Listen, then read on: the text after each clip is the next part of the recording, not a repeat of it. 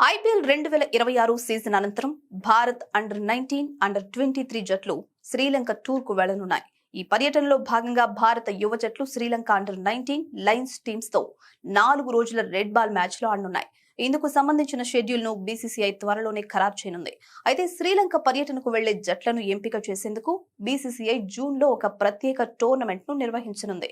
ఇప్పటికే దేశవ్యాప్తంగా 64 మంది యువ ఆటగాళ్లను బోర్డు షార్ట్ లిస్ట్ చేసింది. వీరంతా ప్రస్తుతం బెంగళూరులోని పీసీసీఐ ఆఫ్ ఎక్సలెన్స్ లో శిక్షణ పొందుతున్నారు. ఈ యువ ఆటగాళ్లు centre of excellence head VVS Laxman పర్యవేక్షణలో రాటుదేలుతున్నారు. ఈ టోర్నీలో అత్యుత్తమ ప్రదర్శన ఆటగాళ్లు శ్రీలంక వెళ్లే విమానం ఎక్కనున్నారు.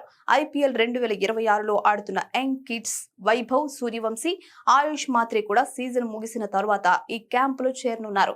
అయితే శ్రీలంక టూర్ కు ముందు భారత అండర్-19 కెప్టెన్ ఆయుష్ మాత్రే గాయపడ్డం సెలెక్టర్లకు తలనొప్పిగా మారింది.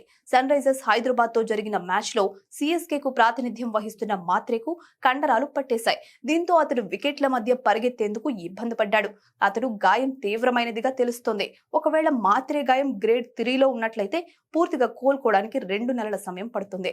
అదే జరిగితే రోహిత్ ఐపీఎల్ 2026 సీజన్ మధ్యలోనే వైదొలగడంతో పాటు శ్రీలంక పర్యటనకు కూడా మాత్రే దూరమయ్యే అవకాశం ఉంది. మరోవైపు under nineteen vice captain Viaan Malhotra కూడా స్వల్ప గాయంతో బాధపడుతున్నట్లు తెలుస్తోంది. వియాన్ మల్హోత్రాను ఐపీఎల్ 2026 వేలంలో ఆర్సీబీ కొనుగోలు చేసింది.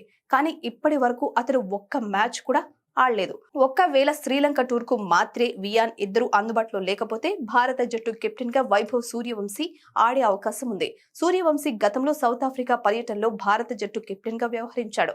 అతడి నేతృత్వంలోని యంగ్ ఇండియా ఆ సిరీస్ ను క్లీన్ స్వీప్ చేసింది. మళ్ళీ ఇప్పుడు వైభవ్ తన కెప్టెన్సీని నిరూపించుకునే సమయం వచ్చిందని క్రికెట్ నిపుణులు అభిప్రాయపడుతున్నారు.